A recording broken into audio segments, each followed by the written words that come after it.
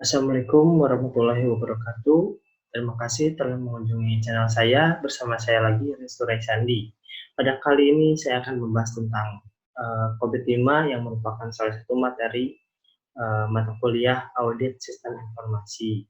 Nah, kebetulan saya merupakan mahasiswa sistem informasi Universitas Buana Perjuangan Karawang, dan untuk mata kuliah ini dosen pengampunya yaitu Ibu Sopa Sofia Hilabi Amkom.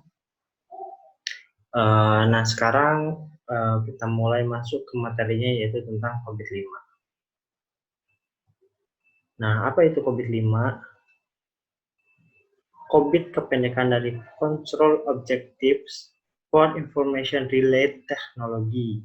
Framework COVID-5 dikembangkan oleh ISACA. Kepanjangannya itu The Information System Audit and Control Association. Kemudian, COVID-5 adalah a set of best practice framework bagi pengolahan teknologi informasi atau IT management yang secara lengkap terdiri dari executive summary, framework, control objectives, audit guidelines, implementation toolset, serta management guidelines yang sangat berguna untuk proses informasi strategis. Nah, control objectives for information and relay technology atau biasa disebut COBIT berguna bagi IT users dalam memperoleh keyakinan atas kehandalan sistem aplikasi yang dipergunakan.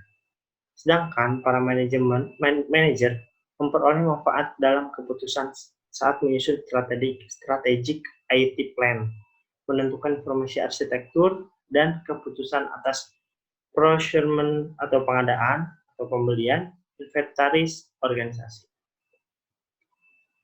Nah, COVID-5 itu mempunyai prinsip, yaitu ada 5 prinsip. Seperti yang ada di gambar ini, COVID-5 principles.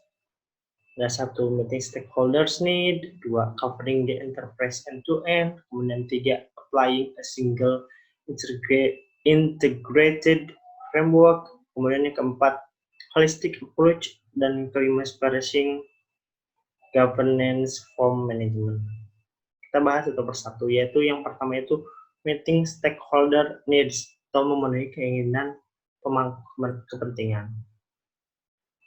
Nah, nomor 1 ini yaitu berguna untuk pendefinisian prioritas untuk implementasi, perbaikan, dan jaminan.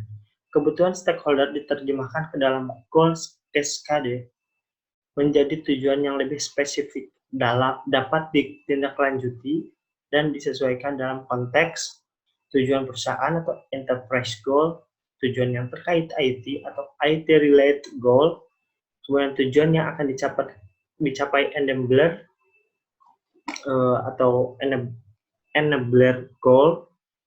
Kemudian selain itu, sistem tata kelola harus mempertimbangkan seluruh stakeholder ketika membuat keputusan mengenai penilaian manfaat, resource, dan risiko.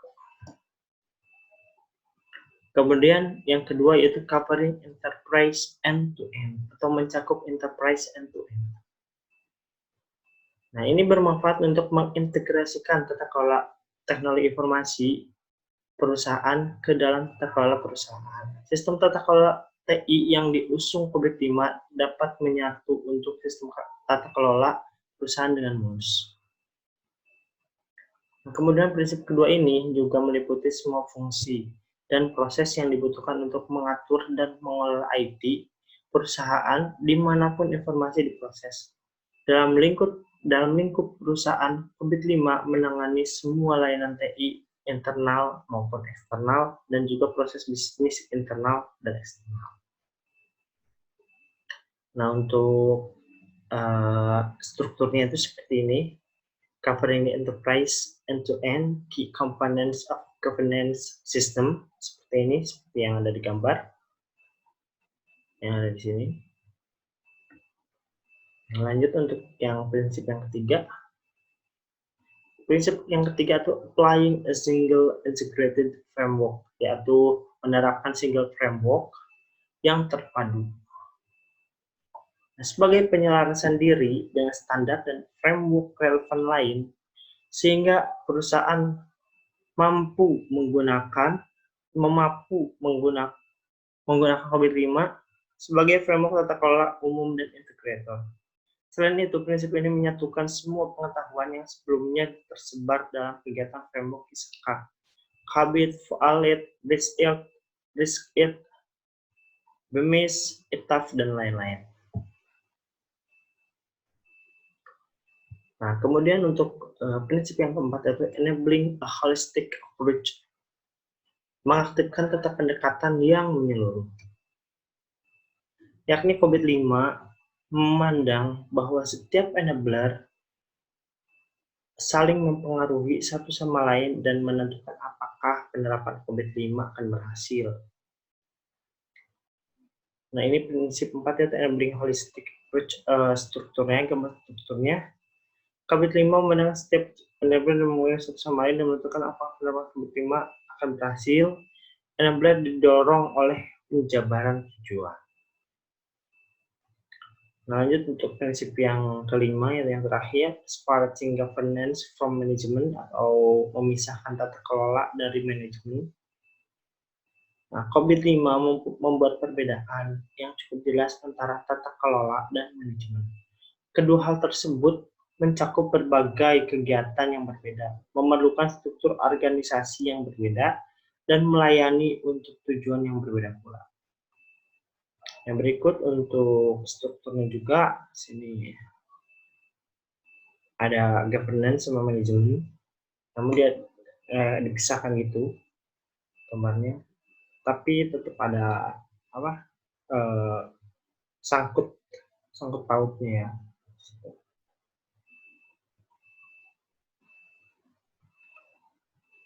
Nah, kemudian ada kategori pemicu COVID-5. COVID-5 menjelaskan 7 kategori pemicu. Yang pertama, prinsip kebijakan dan kerangka kerja merupakan sarana untuk menerjemahkan kebiasaan-kebiasaan yang diinginkan menjadi suatu panduan praktik untuk manajemen sehari-hari. Yang kedua, proses menjelaskan serangkaian aktivitas dan praktik yang teratur untuk mencapai tujuan tertentu dan menghasilkan output dalam mendukung pencapaian tujuan TI secara menyeluruh. Kemudian yang ketiga, struktur organisasi merupakan kunci untuk pengambilan keputusan dalam suatu perusahaan. Keempat, budaya, etika, dan kebiasaan sering diremehkan sebagai salah satu kunci sukses dalam aktivitas tata kelola dan manajemen. Kemudian yang kelima, informasi menyebar ke seluruh organisasi dan termasuk semua informasi yang dihasilkan dan digunakan oleh perusahaan. Informasi dibutuhkan untuk menjaga agar perusahaan dapat berjalan dan dikelola dengan baik. Yang keenam, layanan infrastruktur dan aplikasi, termasuk infrastruktur teknologi,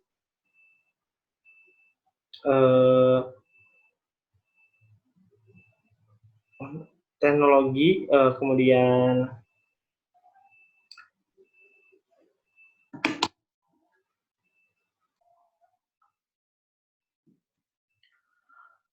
di sini ada kategori pemicu COVID-5.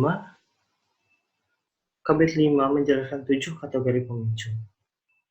Yang pertama, prinsip kebijakan dan kerangka kerja merupakan sarana untuk menerjemahkan kebiasaan-kebiasaan yang diinginkan menjadi suatu panduan praktik untuk manajemen sehari-hari. Kemudian dua, proses menjelaskan serangkaian aktivitas dan praktik yang teratur untuk mencapai tujuan tertentu dan menghasilkan output dalam mendukung capaian tujuan TI atau teknologi informasi secara menyeluruh.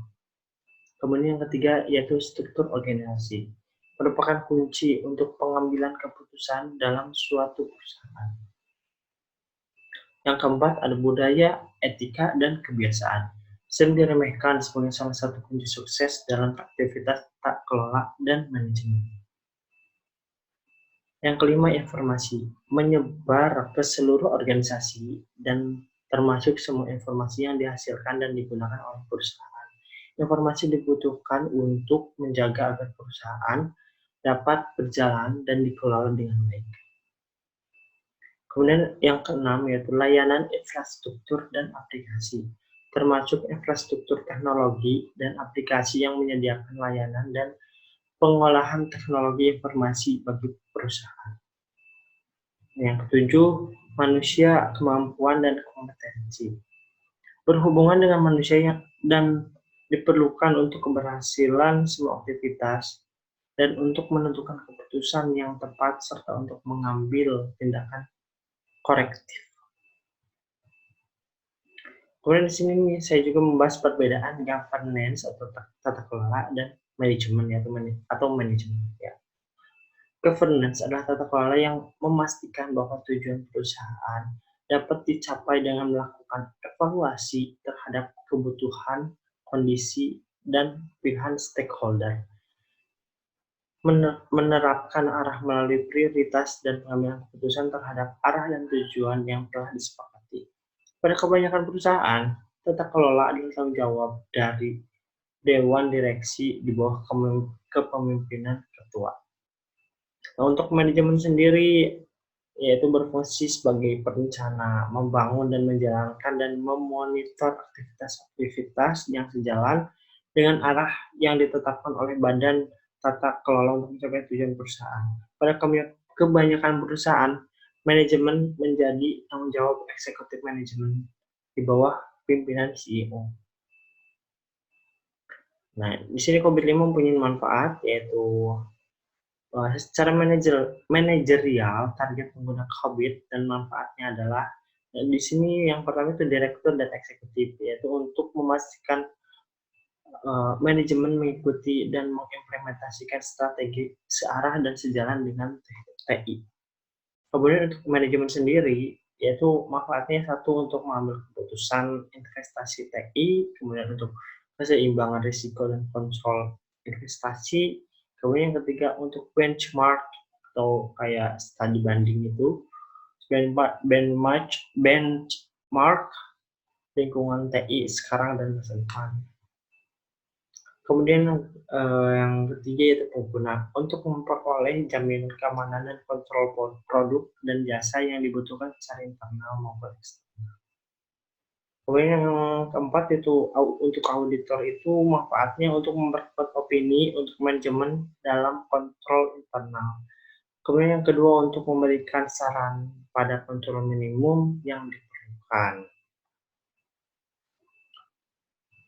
Nah, ini domain COVID, yaitu ada 4, perencanaan dan organisasi atau plan and organize.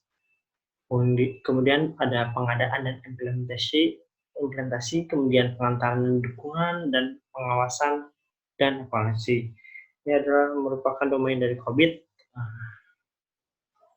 Nah, untuk referensi materi berikut yang tadi telah saya sampaikan, saya ambil dari internet. Berikut untuk referensinya.